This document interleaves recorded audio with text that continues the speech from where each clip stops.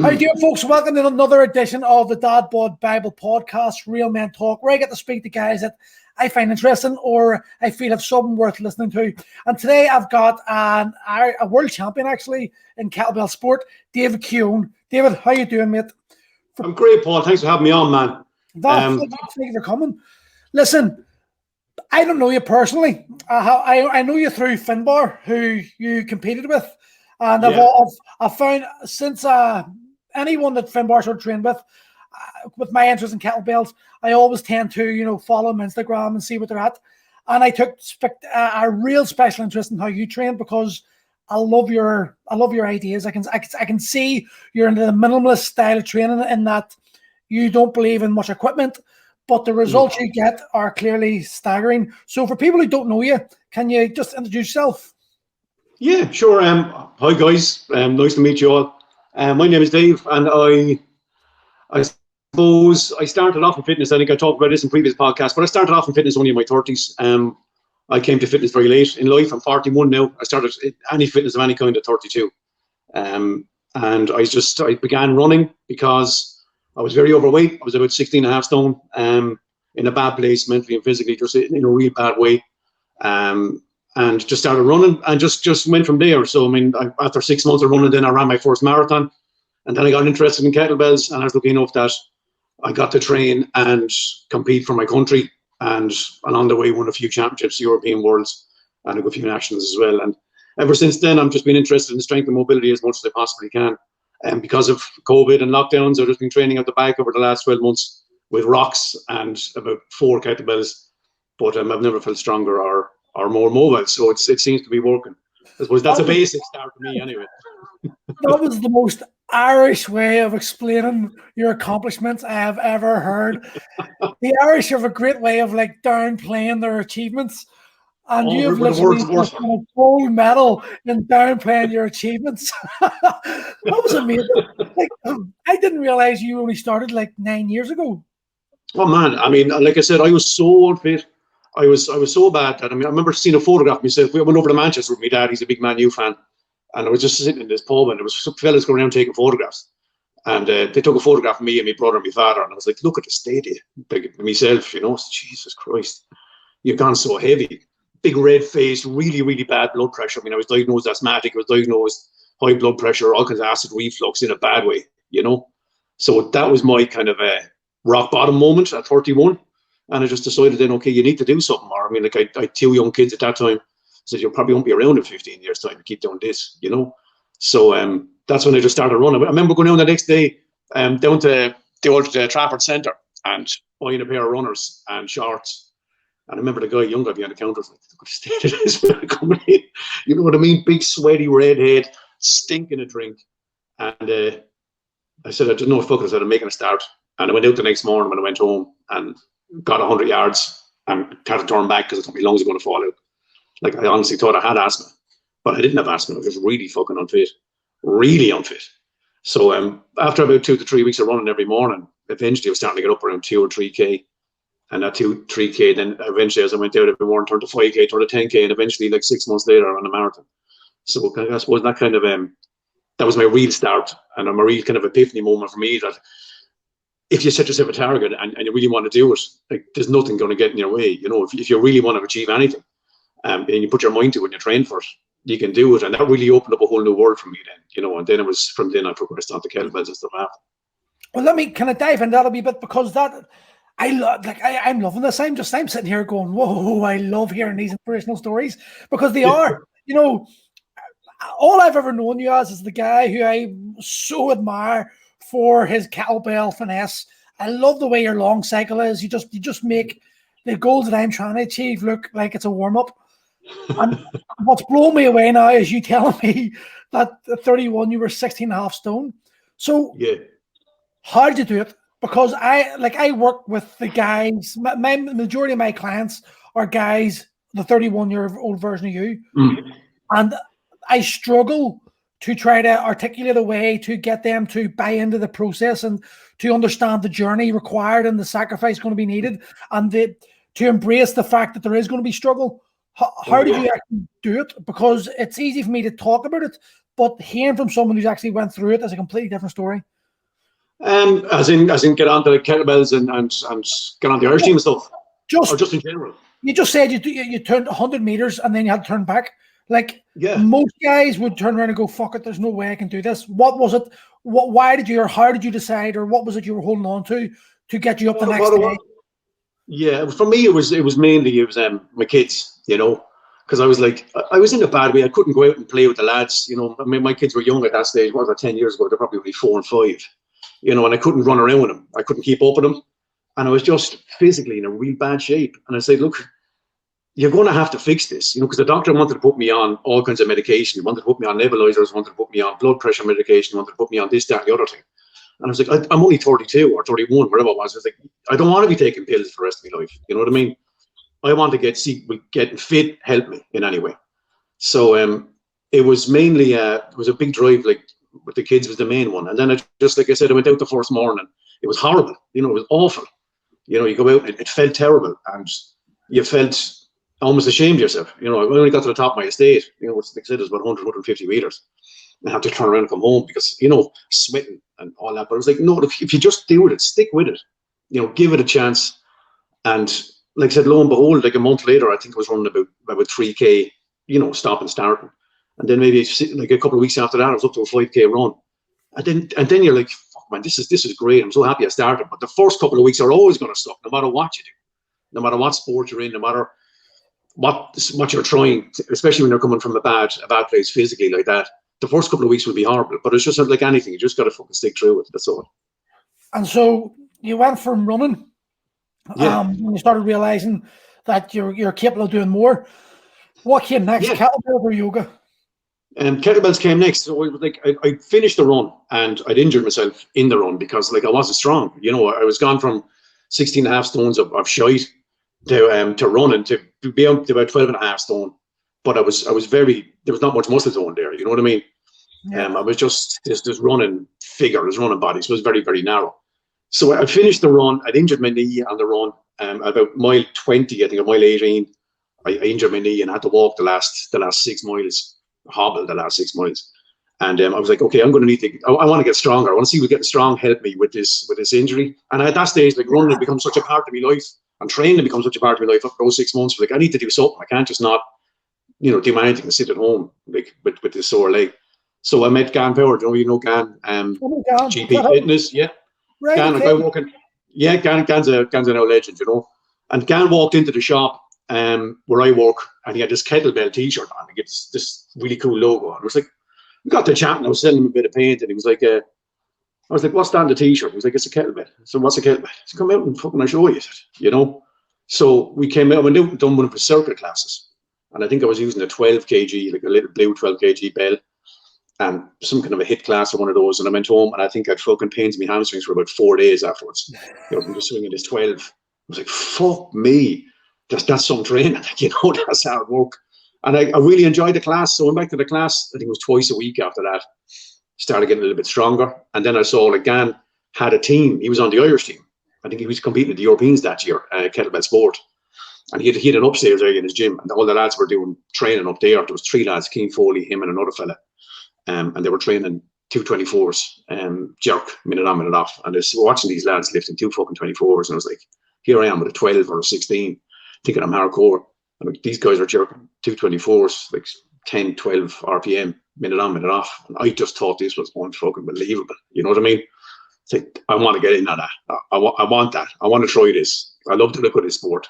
It has the cardio element that I really enjoyed from the running, but you also have the strength element as well. So I got in on that, and 2012, I think I got in on that, and I'd done my first comp, which was 216s. I think it was at the end of 2012 or the start of 2013, and that was like a 5-minute comp of 216s. And I was just so fucking happy that I made it to the end of 5 minutes, you know, because my technique was really poor, and like I was only starting off. But that was my first comp. I think I bet 2 other guys. I think I'd done a jerk and long cycle, and I got a medal. I mean, I never got a medal in my fucking life before. So I was like, here I am. I'm after beating 2 lads. I've got a gold medal, 216s. I'm a fucking champ. This is brilliant. You know what I mean? I am hooked on this sport. Then I saw the boys. Like, I remember, no, it was 2013 in Wexford. They had the European Championships in Wexford. the proper fucking Europeans. I mean, it's only like a 40-minute drive down the road for me. So I went down as a spectator that year, and I was watching the Russians lifting 232s, going, fucking hell. You know what I mean? How, in the name of God, can a man lift that weight for that long with that technique? I mean, these guys, they just blew me away. And I was like, okay, my goal now is to get on the Irish team and compete at one of these things. Because, like, you know, the buzz was great. There was loads of spectators. I was like, this is fucking brilliant. I'm on in on this. And I started really, really training hard then after that. I suppose 3, 4, 5 days a week. And eventually got on the Irish team for the first time in 2014. And that was pretty awesome. There's a dark place in your soul for a kettlebell jerk set. And I don't think anyone knows exactly what pain is until you've tried to do 10 minutes with jerks. Oh, Paul, it's the fucking worst in the world. I mean, genuinely, I would take MMA fight. I would, in my current physical condition, my hips the way they are, I would take an MMA fight over doing a 10-minute jerk cycle right now, because I know it means with the MMA. The MMA I can hide. The MMA I can sort of, you know, hold the guy. I know tricks and trades, and maybe I'll get my balls knocked in, but I'll be able to see through a fight. See 10 minutes on your own with 2 fucking 24s in your rack position. And I have not, look, I can't rack. I can't get my elbows to my hips. So I'm just holding the ball on my shoulders. And it's just, I look at Finbar and I just watch him and go, Finbar's unreal. I mean, he's some fucking athlete. Like, he really is. I can claim be the guy that got him into sport. I told him before he got in, he was going, I remember this conversation. I actually certified Finbar as a kettlebell coach. And I said to Finbar, I brought him into when I owned Fight Academy Ireland to help me coach the kettlebell class then I brought him the Iron Fit, and I contacted Paul McElroy about starting. Actually, I wanted to coach a guy in kettlebell sport, and Paul said to me about it. And I said to Paul, I've got a wee lad Finbar here. He could be world champion here. And I just knew it because I said to Finbar, and Finn wasn't going to do it. Finn was actually going to focus on running. And I said to him, listen, I promise you will be a world champion if you do this. Because I just knew it. His long arms, he's almost got a kyphotic back, which is perfect for the rack. And his engine is just non-stop. I knew, and his mindset, he's got work ethic. I knew. He's built for it. He's made for it. He's just made for the sport. You know, he's just made it. So I mean, like, and you see, that's where the top guys are. They have the mobility, they have the strength, and they have the cardio. And when you have all that, you also have to have it up fucking there, because kettlebell sport is brutal. You know, especially with the likes of he's doing with jerk. You know, long cycle you get a bit of a break. That's why I always kind of. That's why I got into long cycle, because you know you're not just stuck in a rack position. You can get a bit of a clean to, you know, get the arms down this position for a while and come back up. I've been working with Paul McElroy, and I was trying to press the beast. I've been pushing towards pressing the beast to 48 kilo. And it's something I've never been able to do. I've always got close, but never managed to. And again, my hips started going, so I had to sort of take the decision to leave that goal aside. And I went for, I'm going to press 48 kilos, a clean and press 48 kilos 48 times, but I'm going to do it over a space of 4.5 years to give myself, because I'm going to have to get hip replaced. So I'm factoring in I'm going to be out for at least 6 months to 8 months before I can start doing kettlebells again. So I want to build up now. But I'm even at the moment, like, my program is 5 sets of done it yesterday, 16 with 26 kilos. And even that was fucking hard. And then I look at you and I'm going, like, you're doing 228, 232s for 10 minutes, that clean and jerk. What would your average rep count be over 10 minutes for the long cycle? It depends on the bells. I've done so much long cycle over the years, and I've really pushed myself as far as I could with extending out time and doing longer sets as well. You know, but over 10 minutes, I think my best with the 24s is 82 reps in competition. It's 100. 82 reps without setting them down. 82 reps long cycle, 224s. I got that actually in Australia last year. We were doing a workshop over there. But and I was fucking dying tired. I'll never forget. I was fucking jet lagged. I mean, I couldn't believe. I remember I got to Australia on a Wednesday evening, and I was lifting Saturday morning, and I think I'd slept about 6 hours in the meantime, and it felt like 3:30 in the morning to me, and I was just like this in the warm-up area. You know what I mean? I was like, "Right, Dave, you're up." And I don't know, just something just kicked in. I just got the 82. I was trying for 100, but no fucking way. What's the world record with 232s for the long cycle? My record, my best is 48, which is the Master of Sports in IUKL. So 48 reps long cycle is what I got, and that's my best. Crazy Russians? What are the crazy? All the Russians. I mean, like, you're talking like the likes of Dennis Vasily. I mean, Dennis has got over 100, and he got 101 reps long cycle. And the absolute best in long cycle is Ivan Dennis offered 116 with 232s.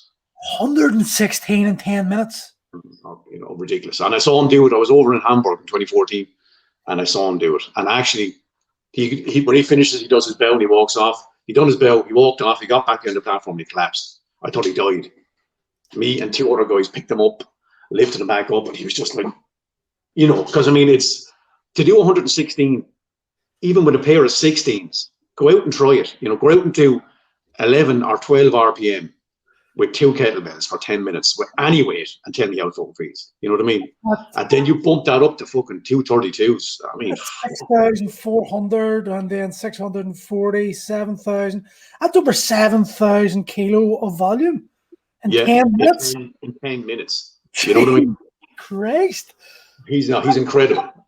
But I mean, he's built for it. I mean, see his legs. His legs are like this fucking big each. You know what I mean?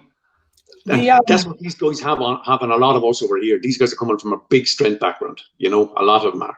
I came to kettlebell through the strong first. You know, sort of yes. when I remember training for the snatch test, 100 reps in 5 minutes, multiple hand changes, belt put down as much you want. It was easy. It was like, but I thought it was the creme de la creme. And then I met a GS competitor. And it just made me feel so embarrassed. And then when I was training Paul, I eventually done what I laughed at was because after training with Paul and we were going for the Worlds, for one of my warm-ups, it was the snatch test, except you only change hands once. So I'd done 100 reps, 50 and 50. And I can remember setting it down. That was a warm-up, and I was like going, I can remember thinking this was the biggest achievement in the world. It's amazing. It's amazing. GS is incredible, and GS athletes they don't get the recognition they should. Really, you know what I mean? Because what they're doing is especially at the top level, it's incredible. It's incredible. You look at like the top lifters, the small Russian guys, like Johnny Benitez and these guys, like lifting his body weight. He's 64 kilo class, and he's lifting 232s, like 150 jerk in 10 minutes. You know what I mean? His body weight. Who's the guy? The older fella. He was like the Daddy Mac of GS. He's now a coach. Oh, his name's gone. Russian again? I think he's Russian. He hits Pavel, if that helps. He hits Pavel, the two of them. Most GS guys hate Pavel. For some reason. He hits Pavel, but I can't remember his name. It'll come back. Oh, yes. I think I have in it. What's his fucking name? It'll come to me in a minute. I'm a little bit hungover today. I had a lot of whiskey. A few whiskeys. Well, I remember watching him. He was jerking 64 kilo kettlebell. And he was like, he's only 10. He's like, boom. And I was just looking and going, that's 64 fucking kilo. Like, and he must have done about 10 reps, like nothing. And it just, until you actually hold a kettlebell that heavy, you just can't fathom just how amazing that type of feat is. And especially because he's not a big guy. It's on the tip of my tongue to come to me a minute. I keep on thinking Dennis Savilov. That's what I keep back. His name's going on there, but there's people going to be screaming at the fucking screen now. Kettlebell sport. It's a very specialized sport. Did you get into yoga because of kettlebell sport, because of the need to be mobile, or was it just another interest? I got into yoga, because I remember the real fucking epiphany moment for me when it came to mobility, because I was over in Kazakhstan in 2016 with Yumbar, and that was a great trip. And I was competing for the first time professionally, and I was meeting the best athletes in the world. Like, they were in my division, like sub 85. So I mean, you had the likes of the top Russians, the top Kazakhs, the top Ukrainians, you know, all these top athletes, and me. And I was like, fuck, you know. But I was watching these guys warm up, and I was just seeing how incredibly mobile they were. I mean, full pancake splits, full back bridges, front splits, you know what I mean? All this in the warm-up area. And I was like, these guys are like built like middleweight boxers, and they're the mobility gymnasts. You know what I mean? I was like, that's some fucking, you know, that's what we're missing over here. That's not, we're not training mobility over here when it comes to sport. Like I know a few coaches are, not many, you know, and subsequently I've been around the world teaching it, and very little people concentrate on that really fundamental aspect of the sport, which is mobility, and nobody fucking practices it enough. I think when it comes to our sport, because it's crucial to relaxation. You know what I mean? If you haven't got the mobility in your hips or your shoulders to, you know, to get those nice straight lines and get a switch off of your muscles in each and every rep, I mean, you're going to find it much more difficult than it actually should be, you know? So I got into yoga. I actually got into yoga after that. Watching those guys was like, Jesus, yeah, that's what I'm going to do. And I got into yoga, and that's when they formulated that little yoga program. And it made a huge difference. You know, immediately, I think within about 6 months, I got from like, I think it was 43 reps or 44 up to around the 48, 50, you know, just to be able to relax a little bit more. I mean, and like, you know, 5 reps, that's almost like a 10% increase in 4 to 6 months, you know. And then I said, I got into the kind of the more marathon end of it, and I wanted to show people what you can do when you can relax, you can keep lifting. So, you know, I said, I don't want to be people thinking I'm pulling the wool over their fucking eyes with this program I came up with. I was like, right, if you can focus on your technique, your mobility, and you have your cardio right, you can just keep lifting. And that's when I started doing like the 30 minutes of the 22s, 20 minutes on with the 24s, and I done the combination, was the best thing I've ever done. I think I'm proudest of is the marathon with the 2:16s, the 2-hour marathon with the 2:16. So just to show people that you can just keep lifting. 2 hours of non-stop lifting. It's gone down as a world record. It's the fucking hell. Yeah, 2 hours with the 2:16s non-stop. Yeah. How many reps? 634 reps. Fucking hell. It was insane. It just came into being, like, I remember I was going up to do this, there was this ultra marathon event, which was, I think it was for the Irish team, just for, you know, to help us with travel. And there was a load of people after signing up for it. And at that time, I was in the marathon game. I was training to go to Spain for the Worlds, to live professionally, the 2:20s for 30 minutes. And I was feeling great. I was after doing an hour set on the 16s, and it felt great. And I was like, fuck, this thing is coming up now in 3 months' time. They're doing this double marathon, an ultra marathon, 2 hour set. I was thinking, fucking, can I try to do the 2:16s for this, you know? And got in contact with my rep, Dermot, and with the president of the IKMF, the Marathon Federation. He was like, oh man, this is fucking great. Right, if you're going to do this, we're going to do it with proper judging, we're going to do it as a proper set, and we're going to put this down the history books, because no one's ever done it before. So no one's even thought about doing it before. You're fucking mental. It's like, great, okay, here we go. So started training for that, and got to 90 minutes, and I was fucking feeling great. And about 3 weeks before to go up and do it officially, I was like, I'm going to go for it in the gym. And I did, and I got the 2 hours in the gym. It probably wasn't my fucking best idea. Like, it's like training for a marathon. You never run the full marathon before you go there. So I got, like, I think I said 700 reps plus in the gym with the 2 hours. And for me then, like, mentally, I was like, oh, that's done now. And I wasn't going to do the official one. But the president, like, Stefan was so excited about it. I said, oh, fuck, I have to go up. And my hands, man, were fucking, all the skin is ever coming off my hands. Just from, and it wasn't like people kind of saying, like, it was your technique was bad. No, it's just like, it's like anything. It's like if you run an ultra marathon, you're going to get blisters on your toes, and you're going to get pains and aches. You know what I mean? And if you lift for 2 hours, and even remember the tops of the fingers from lifting, from having on top of the bed, just from resting, all the tops of the fingers would come off the skin, like, just because you're sitting there like that, just sweat and choke, and they're just rubbing non-stop. So I just about healed up from that, and then went fucking done it again up in a shopping centre up in Portlaoise. And that was tough. It was fucking hard. I think it's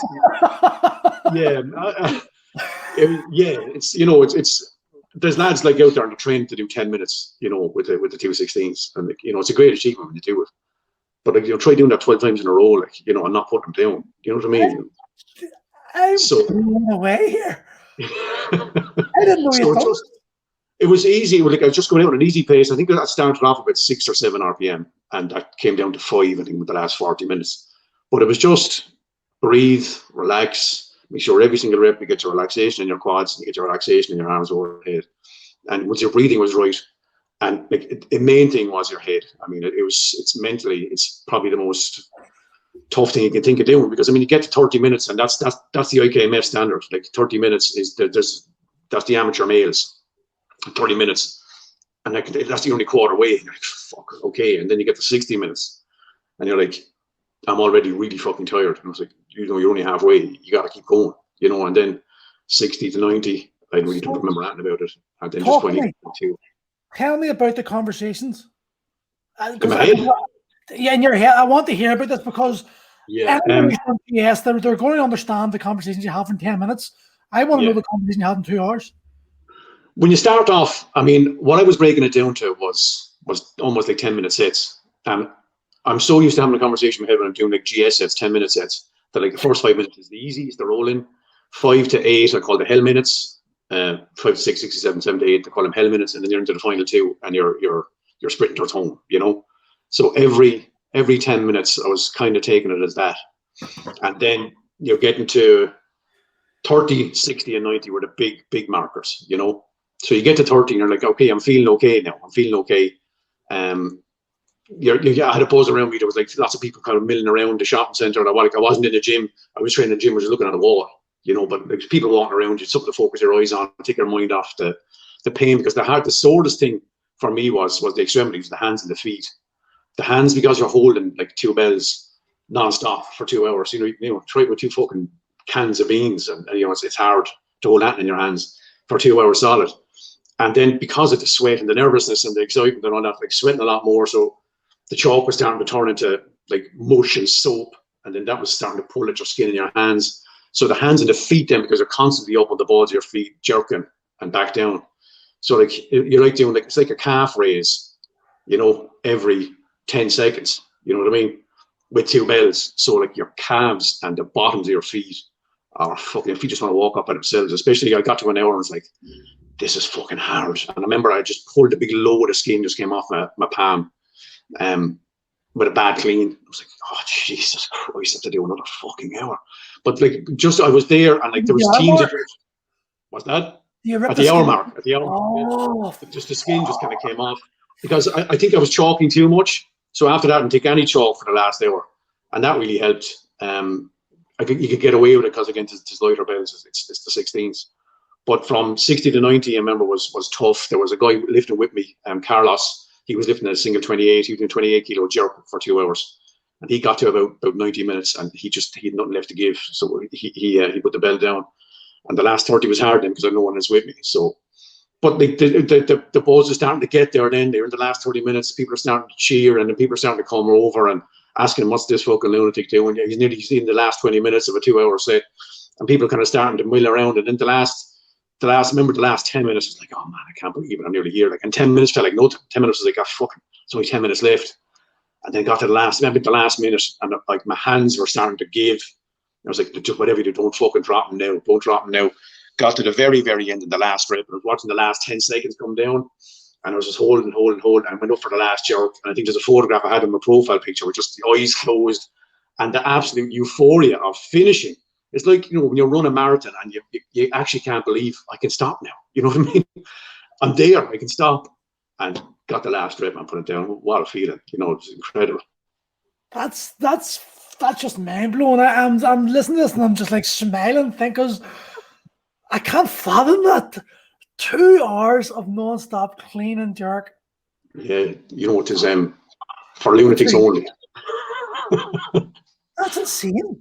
So that's the thing that I suppose I'm probably the most proudest of that I've done over and it's nice to say it, because there's a lot of people in the world. There's a lot of lifters better than me, but at least you can say, look, I've done something that nobody else has done.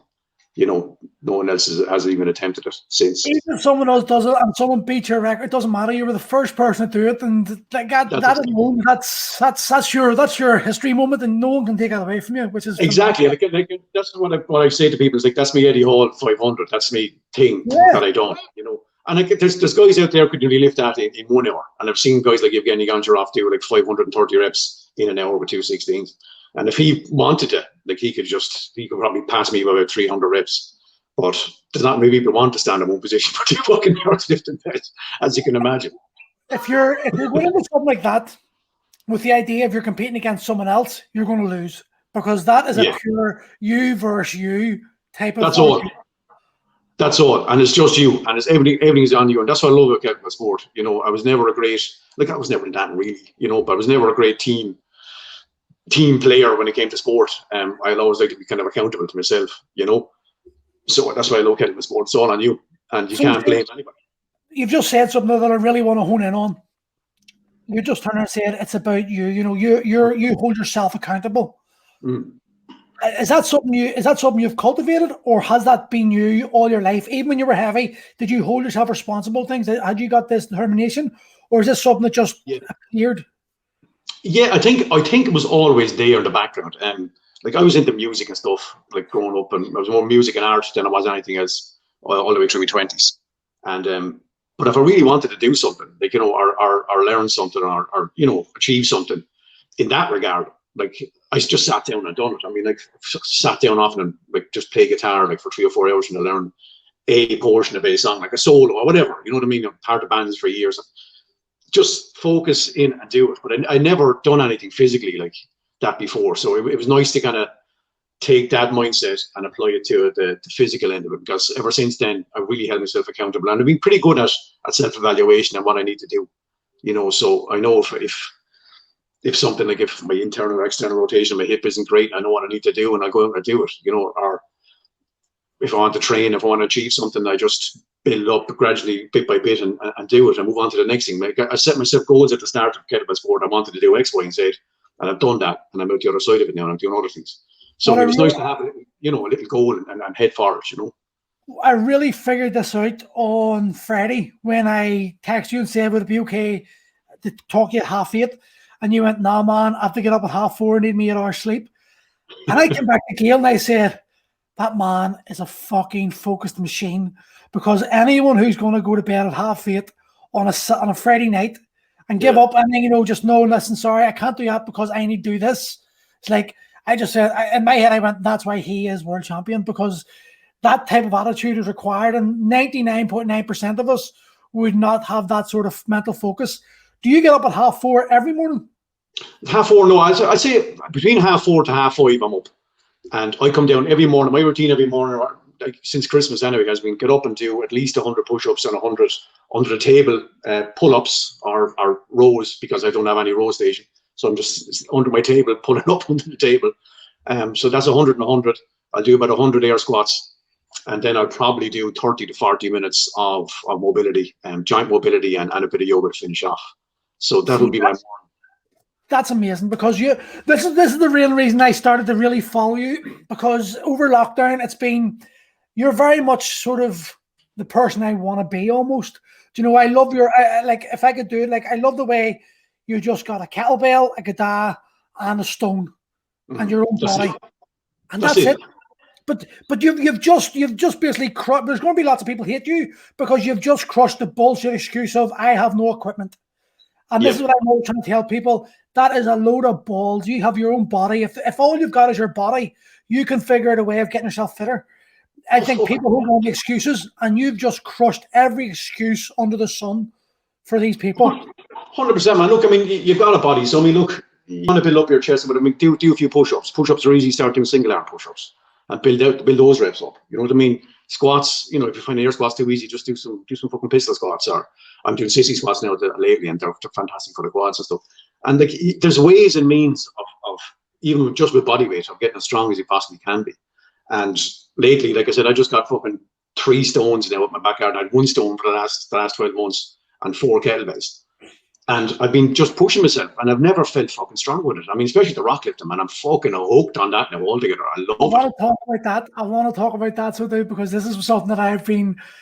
You're really taking what functional fitness should be. Do you know, like, let's go to farmer strength. What is farmers? How are farmers so strong? Because they pick unnatural objects up and they fuck them and turn them. That rotational power you're making every time, you know, you're lifting something from the ground on the shoulder. It's not equally balanced. It's not like 30 kilo.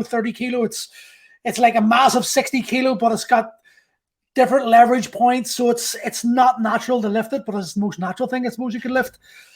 Have you noticed the strength, your wiry brickman layers type strength go through the roof? I've never felt fucking strong, to be honest with you. At the start of lockdown last year, which was, I think it was March. Actually, we're coming to the 12th anniversary now. Whoopie fucking do.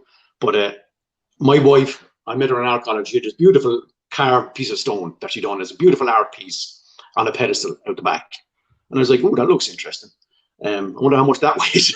So I picked it up and I was like, I put it on the scales, it was 61 kg. And all right, I said, that's a good heavy weight, you know what I mean? Or heavy enough. I mean, 61 isn't too heavy, but a 60 kilo rock and a 60 kilo dumbbell are two totally different fucking things, like, you know what I mean? Or a barbell. Like a rock don't want to be lifted. It's happy on the ground. You know what I mean? It's part of the earth. That's where it wants to be, you know? Whereas a barbell is meant to be lifted, you know what I mean? But rocks don't want it. So I think you have to get down lower. You have to get right underneath it. And I remember at the start, I could barely lap that 60 kg and really get down low and grab it and come up. And now I'm literally pulling that thing off the ground, straight up onto my shoulder and back down again, like for 10 reps. You know what I mean? And I'm literally like, the explosivity, the fucking explosive strength you're getting. Because I mean, getting under this thing and you're just triple extended, pulling up, and this is just coming straight up with your shoulder. That's 60 kilos, you know? I say I could fucking throw some lads around now, to be honest with you.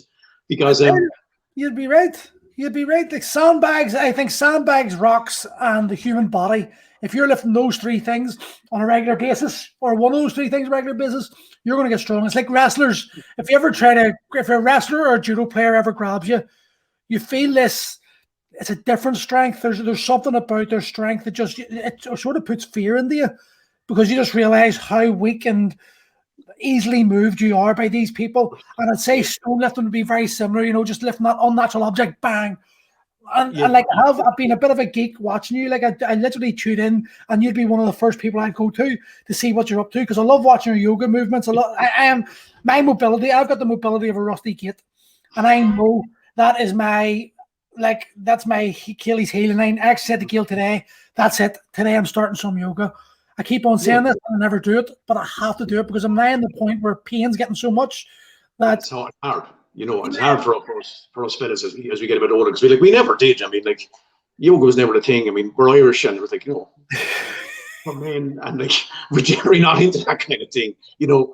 But when I started doing it, and I started feeling the benefits of it, and then that led me into like further exploration of mobility and just like to band mobility and weight mobility and stuff. You just feel so energetic. Your body's moving right. Your joints are moving correctly. You got strength in different areas that you didn't have before, you know, especially my hips, man. I mean, my hips are just gone so mobile now, but they're not just floppy mobile. I mean, they're strong, you know, they're really strong. I mean, like I had that rock there the other day, and I came down to a full squat, and I literally sat my ass on the ground, you know, the knees straight out and the rock in front of me, and coming up and down over that 10 times. You know what I mean? It was like, that's literally an ass to grass, because I was out in the fucking grass at the back. You know, it was an ass to grass squat. And before, like, again, I was never like the most mobile person ever either. You know, I was looking back at my lifting vids in 2014, pretty fucking immobile as well. So, I mean, all this, again, has been in a relatively short space of time, you know? So how did you start to? Because this is, I'm going to be selfish here. It's my podcast. I'm going to try to get as much information out of the people I'm interviewing as possible. Yeah. How did you start the yoga? How long did you last? And how long before you actually started feeling the benefits? I started, like I said, at the end of 2016, started 2017. I went to a few local classes. I found them a bit intimidating because they were mainly like female, like female dominated kind of an area of yoga, I suppose, is anyway. You know, so I went to a few classes and I got a few ideas. And really then, Paul, honest to God, I just started kind of exploring online, watching some YouTube stuff and just exploring it myself. And I got to chatting to a guy called James Fuller, who's he's on Instagram as Strongman Archaeology, and he's really into the old school lifting, you know, proper Strongman Archaeology. Check out James Fuller, fucking awesome. I mean, for a strength and mobility standpoint. So I was using like James, and you probably know Gintis Alinkus. Gintis and James would be my two. And I just got chatting with these guys. I mean, I just started PMing them and asking them about their methodologies and how they train and what they do. And James is all about using the barbell. He uses barbell for mobility. And he was showing me some like his awesome like bend pressing and side pressing and stuff. And said, look, generally like mobility is just there's a bit of a weakness somewhere that needs to be addressed. And once you strengthen that up, your you know, everything else starts working in proper order. So I was like, yeah, that makes sense. So and Gintis the same way. The Gintis strength and mobility stuff was incredible. So very good. I like watching him. Oh yeah, he's awesome. Unfortunately, he's gone off of YouTube now, or off of Facebook now in the last 3 months, and I miss his stuff because he's incredible, you know. So I got to chatting with Gintis, I got to chatting with James, I got to chatting with people like you who are into yoga, chatting with martial arts, ballet, dancers, and just taking what I felt that I would work for me and kind of discarding what wouldn't. And I suppose kind of like what Bruce Lee says, you know, you just try everything. You know, if something applies to you, keep it, and if it's not, just get rid of it. And like I said, I talk to everybody. You know, there's many different tributaries and rivers going into the sea that is mobility. You know, and not everybody is the correct one way. So just try everything out. And like I've gone kind of, I think, with yoga, then I started introducing kettlebells into my yoga practice, doing things like weighted yoga. And then James is like, "But this is like what the old school strongmen were doing 100 years ago. You know, they call it iron yoga, you know, so literally just adding weight. So then that's actually getting it down further into a stretch.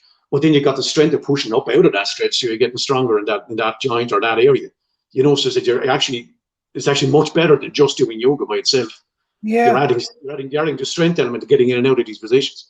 And yeah, that makes sense. Finding the end range of movement where you're going to be the muscle going to be weakest, and then using an extra load so the muscle has to work harder to get out of there. It's going to make it stronger. It's like again, it's all about intelligent, progressive training. But you've got that nailed down to the T. Like you're one of the few people that, like, you're one of these guys that, if you were 27 years old and not as ugly, you'd be an Instagram success. But because you're a humble guy, you're not 22, you're not got the tan and the ripped six-pack out every day. A lot of people don't know about you, but it's a shame. It really gets me pissed off. That's why I hate Instagram and Facebook so much, even though it's a necessary evil for my business.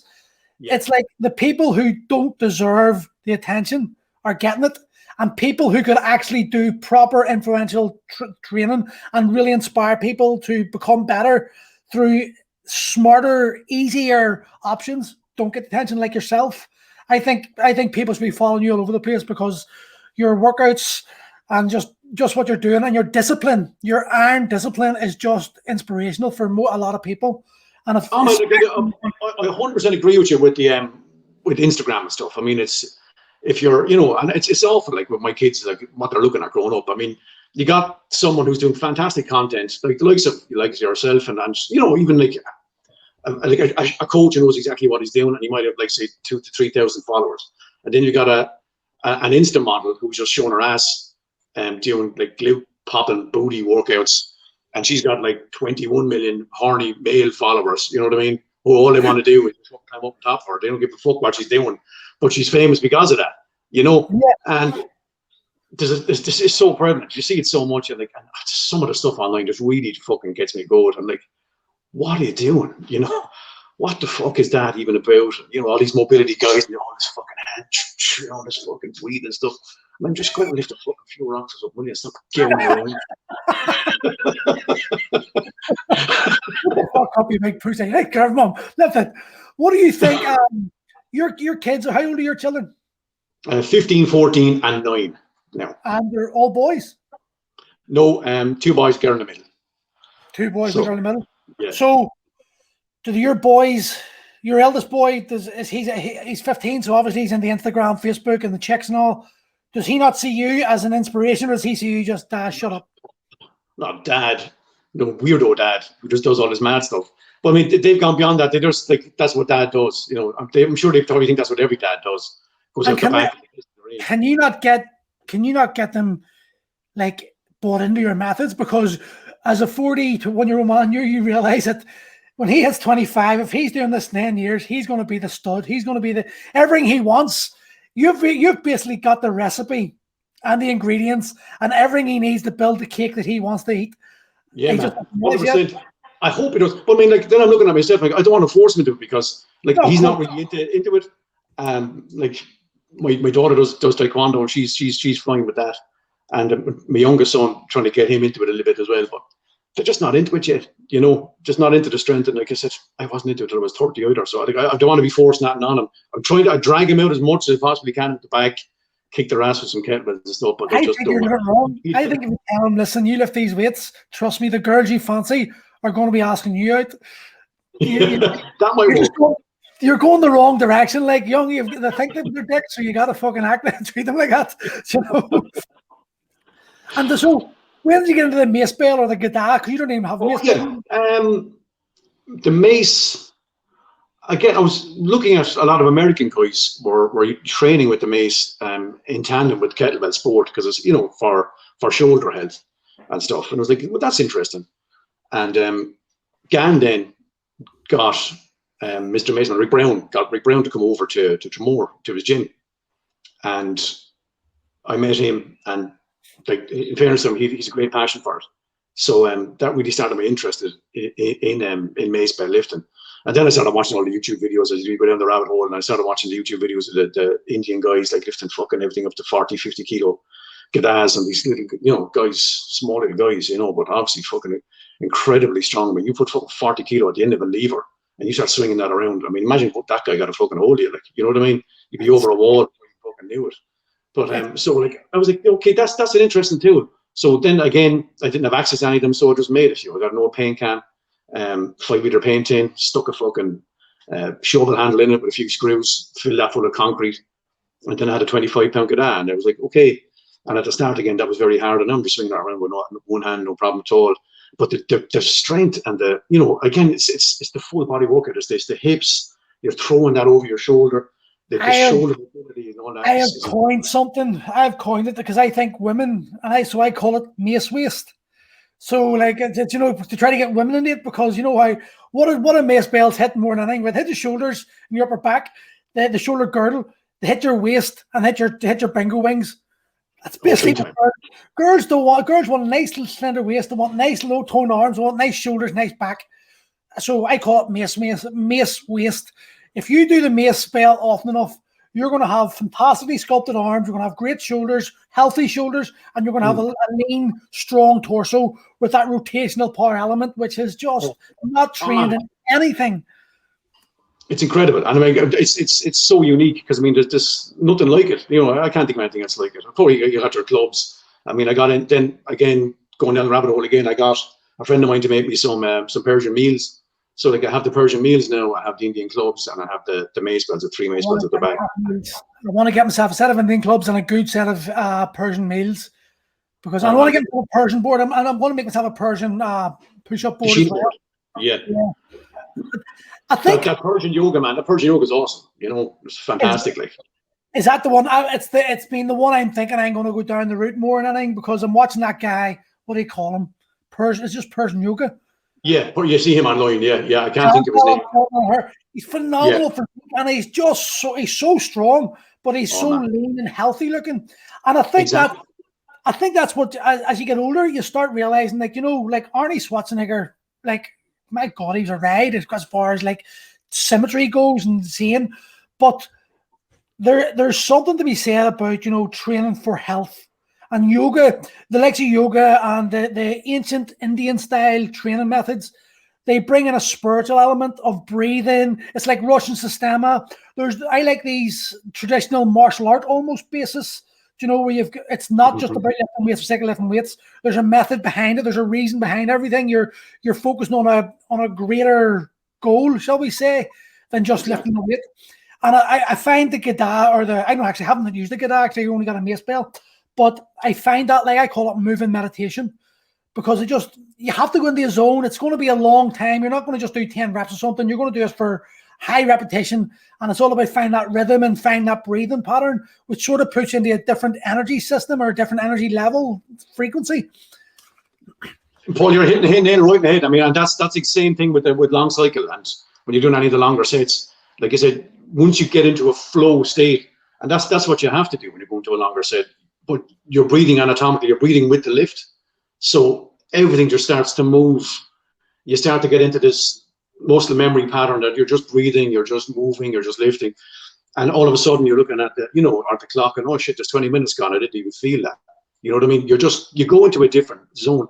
And again, you were talking about spirituality and movement, and like your Persian yoga, which is fantastic. Like you like the Zircana work. You know, the guys go into the big Zircana, and it's just the men, and they're just walking around. The guys are playing the drums, and they're doing the spinning, and they're doing the lifting, and it's all part of of their culture. You know, it's art, it's training, it's spirituality, it's all that at one. And that's what they have. I mean, like you said, from the West, like from Persia across, your systema, you have that in Russia, you have yogis in India, you have like martial artists, Tai Chi practitioners, all the way across there. That's what we're missing over here. You know what I mean? It's just grab a fucking barbell and lift. And there's nothing wrong. Don't get me wrong. There's nothing wrong with grabbing a barbell and lifting. But to have that spiritual end of it, I suppose, was really. See, we just said there's nothing wrong with it. I think there is actually. Training, like we are not just, as far as times we're not just like this lump of meat. There's a consciousness. There's the emotional side of us.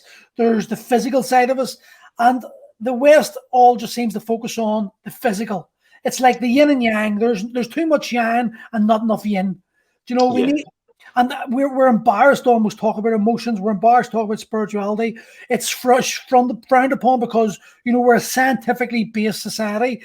Everything's about science. It needs to be proven. There has to be tangible evidence. I am of the belief that now some things we're not meant to understand. And that's part of the journey of accepting that we won't know it all and that we won't have all the answers and that you actually do have to have blind faith in certain things. I'm not talking about Jesus. I'm not talking about religion. But that can evolve obviously down that route. But I'm talking about sometimes you just got to know, like I do certain training and people go to me, that doesn't work. And I went, well, it does for me. You know, it makes me feel better. I come out of it, I can't explain why. I don't know why you don't like it and I do, but I just know this for me works brilliantly. Therefore, I'm going to keep going. Whether the science is, if a scientist comes and tells me here is tangible proof that you're lying, I'll go, I don't give a fuck. It works for me. Exactly, because I'm still enjoying it. You know? So I don't really care what you think. And like I think we're at the age, I know, you know, that we don't give a fuck what people think anymore anyway. So I'm just going to do what I want to do. And like I have people trying to bash me online and say, what the fuck are you doing? You know what I mean? You're out snatching in the rain at 42, or you know, you're climbing a mountain with maces. You know what I mean? That's brilliant. See, going outside in the snow, I look for snow and you go to a snow set because it's something new. It's a new experience. It's going to put you in a different mindset. And you might want to go this rare, but like, who else is going to go out in the snow or the rain and do a snatch set? It means that you're training a mentality different to other people. you're purposely putting yourself into an uncomfortable position that a lot of others won't. Are you into the cold water therapy?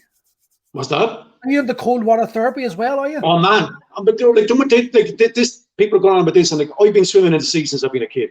I've been brought up literally beside the sea, like a quarter of a mile, my whole childhood up until I was 16. And like my dad was big into cold water swimming, and he always was. And we never called it cold water swimming; we just called it swimming. Freezing in Ireland anyway. So like, we used to go swimming before school, like, and before work. So we go up in the morning and go down with him and just jump into the sea and have a kind of a fucking splash around, dive around the waves, and get back out again. And that's just what I did. And that's what I've been doing ever since. So like, I climb up the mountains and I jump into a lake and I'd have a fucking paddle about. Or I'd, like in the mornings, what I do is like, what I love doing, and I'm like really missing with fucking COVID lockdown, is usually every Sunday morning I kind of go to church to the missus, and she knows I just get up at 6 in the morning. I go off to a beach. I might do about a half hour yoga. Like you said, you're getting the sun coming up. There's no one else around, just you. You get this lovely fucking spiritual buzz. You know, you're moving. Everything feels awesome. Jump into the sea for a swim for 10 minutes. Come back and you feel like the day's only beginning, but you've already had like the best day ever. You know what I mean? You've started your day the right way. You know, I love it, man. I love it. Cold water. I fucking hate cold water. I mean, oh my God, I'd rather watch porn with my parents than fucking do fucking cold water therapy. I hate it so much, and I try.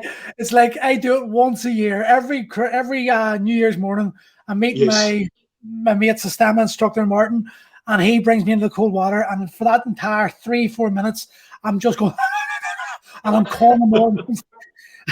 And then after that, I go like, I feel great. I'm going to do that again. That's the thing. You feel great after it. And again, and people are kind of saying, "Oh, you practice the Wim Hof and you go cold water swimming, and like as if this is a new thing." It's like, no, I've been doing this my whole life. You know what I mean? This is just what I do, and like, it has its awesome benefits, and it does this and it does that. I know it just makes me feel good, so that's why I do it. And that's generally what I'm doing lately with every kind of training.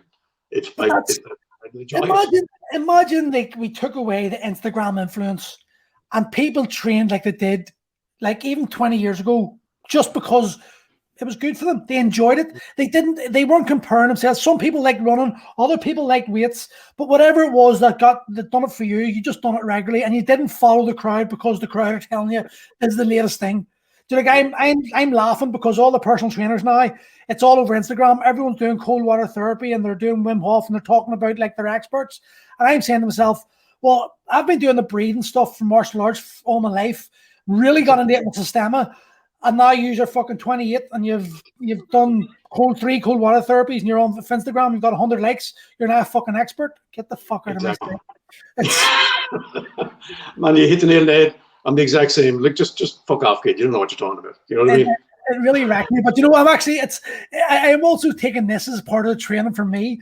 You know, I find myself getting so fucked off with these clampings all the time. And then I realized, fuck, I'm wasting so much of my energy bitching about them.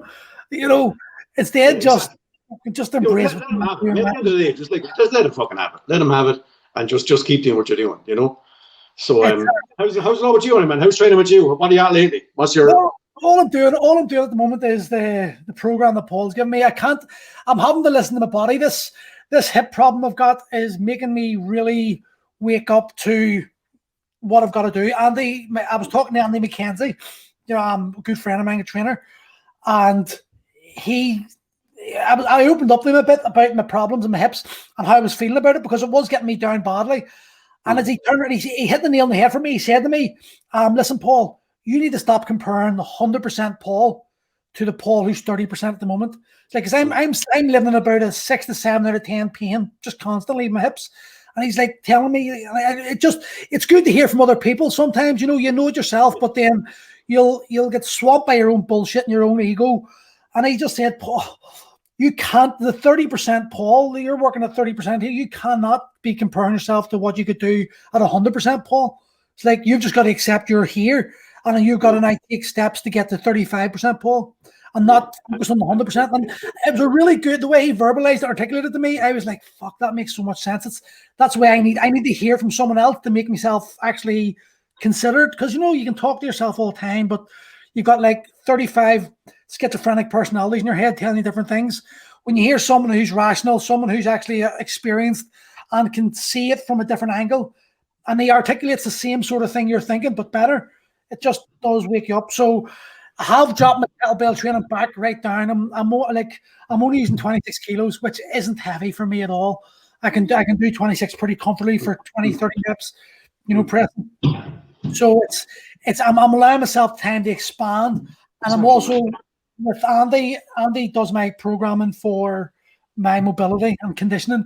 So I'm just doing lots of mobility, but I've made the decision that I'm going to have to start doing yoga. And I'm actually going to use these podcasts to talk about it because that's how I hold myself accountable.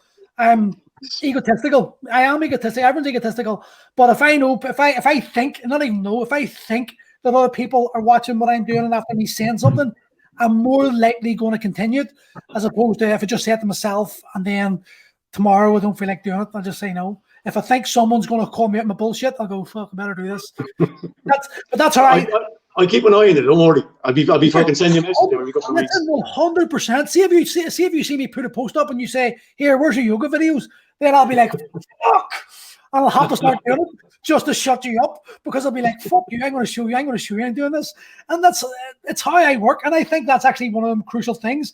If you can figure out a way to make yourself more accountable, well, then do it. You know, like for a lot of people, like that's why I'm successful. A lot of people need a good coach. They pay me a lot. They pay me more money than the normal person will to be held accountable. They'll get better programming, but they're more likely they're going to be held accountable and they're going to be called out in their bullshit. And that's what I need. That's why I love Andy McKenzie because he calls me out my bullshit, doesn't let me wallow in self-pity, and just pushes me further than I have to go, or further than I would push myself naturally. That's what you need. That's what everybody needs. You know what I mean?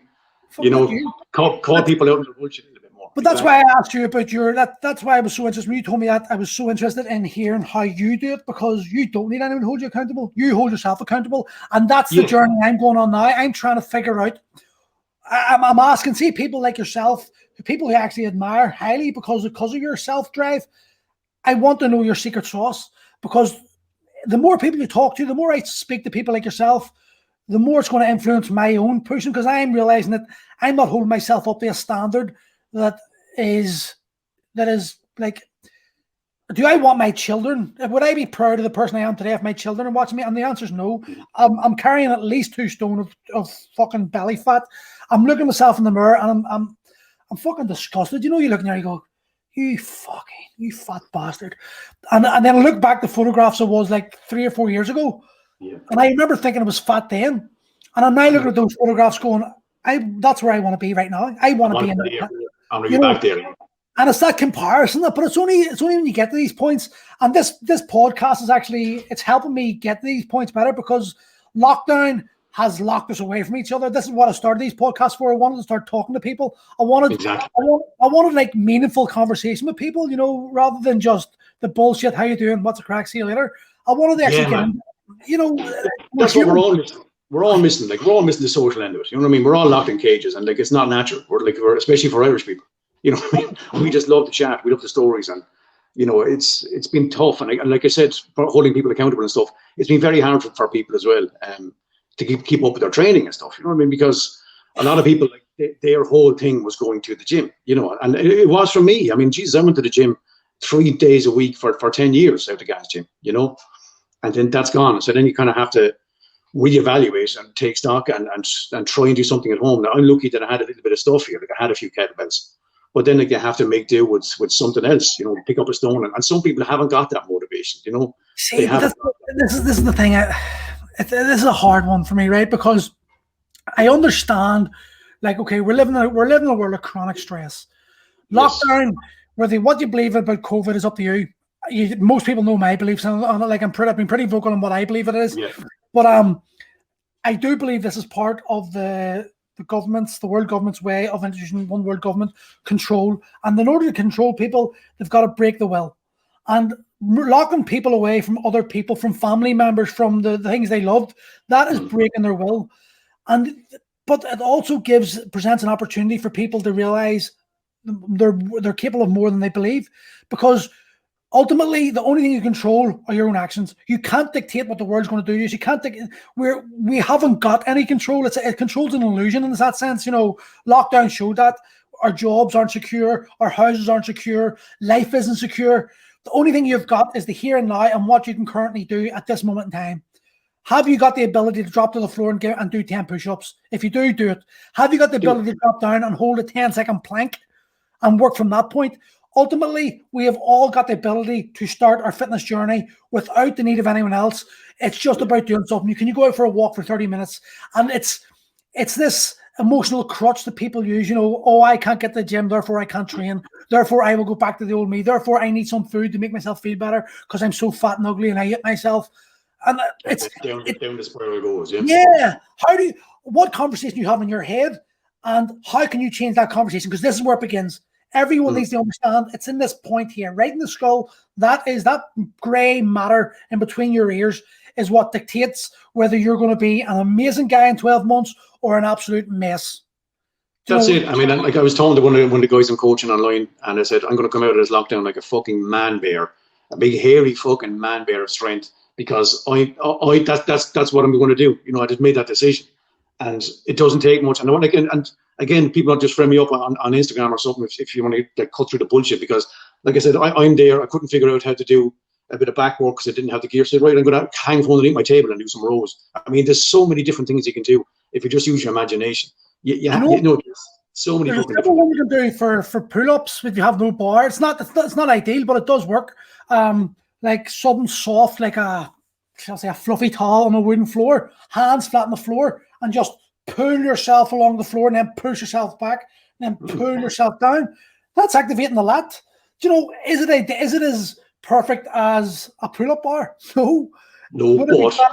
But what have you got? Like, get yourself a rope, a bit of dowling rod, and divide it into 3. Make 2 handles, and 1 is a stop for you. Put on the door, lock the door in, and just do your rows. And you're good to go. A towel, throw a towel, tie a knot in a towel, and throw it on the other side door, close the door so it can't open, and just hold the towel and do fucking towel rows. There is a way of doing it. The reality is, you know it, exactly. I know it, everyone else knows it, but the call of the comfort is just so much more inviting than here, sit down and watch Netflix, or let's build up the story in our head of how hard training is going to be, how shit, all it's going to do is expose of how shit I am and how far I've fallen. And the reality is, if you don't fucking do it today, tomorrow you're going to be even further from that point. The next day you're going to be even further. And that is the realization. When people start realizing that, oh, I've got to do something, you can't hold it. Like I'm doing this 35-day online kettlebell challenge, right? I'm offering it on Instagram, and I've had about 10 people, 12 people apply. Now, these guys, like most things, maybe some people can't afford it, I accept that, but most can, right?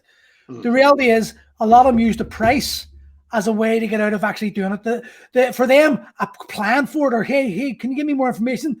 That was as far as they're ever going to go. It made them feel better. In their heads, they went, I've tried something, but I made an effort. You know, I made an effort. I made an effort, exactly. But you haven't made an effort. You've just justified not being good. You just justified failing yet again. And that cycle is going to keep going until you decide to take fucking action to change that. And maybe that action is going to require you to pay more money than you're comfortable paying. Because if you pay that money and you're not, like, if you're used to paying £30 and someone says it's £130, I can guarantee you when you pay that money, it's going to be a pain. It's like, ooh, it hurts. But that hurt is going to make you drive on more. You're going to find yourself, no, I've paid that money, I'm going to fucking do it. And ultimately, when you're paying that money, like I don't mind, like I said, I mean, like, when you're paying that money, you know you're going to get a good coach who's going to look after you and who's going to hold you accountable every single step of the way. Look after your mobility, look after, and that's what I'm saying. Like, I only coach 2 guys at a time. 2. You know, I know there's guys online who coach fucking 50 fucking people online. I only coach 2 kettlebell sport athletes at a time because I go through everything with them, every single fucking step of their journey, every single aspect of their body, mobility and strength wise, we work through, just to make sure that they're getting the proper service they deserve. You know what I mean? You charge a bit extra money for that, but they're getting literally almost one-on-one with a coach who's available all day, you know? People want them. Do you know, like, it's like I think we live in a culture today where we're so used to getting everything, and it's like can be thrown away so quickly. Hi, give me that, not working, replace it, not working, replace it. And we this has built up a culture in the fitness industry of, it's not my fault my coach wasn't good enough. It's not my fault the gym wasn't good. It's not my fault the equipment wasn't right. It's not my fault. It's fucking your fault. You know, there's a common denominator here in everything you've said, and it's you. So maybe if you stop blaming other people and looked internally and looked like and tried to figure out inside of you, you're going to become a lot, maybe a lot more painful to accept and look at and deal with.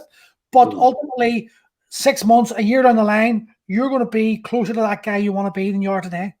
Exactly, man. Exactly. And if more people fucking acted, that'd be better. You know what I mean? Yeah, that was good. But here, we'll leave it there. So that's been over an hour. Mate, that's been a great conversation for over an hour. But before we go, anyone wants to get in contact with you, how do they do it? Where do they find you? Yeah, you can find me on Instagram. I'm down as Irish Move Athlete. I'm down as on that. David Keohan is my name. Just friend me up on Facebook. And anybody wants to drop me a DM or a PM and just have a chat, just about no bullshit training, you're more than welcome. I don't mind talking to anybody. I always do. I'm very giving my time to anybody who wants to make a start, or anybody who just wants to have a chat about any kind of training at all, because it's something I love and something I want to kind of share that passion with as many people as possible. Well, David, like always, I'll be keeping an eye on you. Like I always will, be creeping on you a wee bit.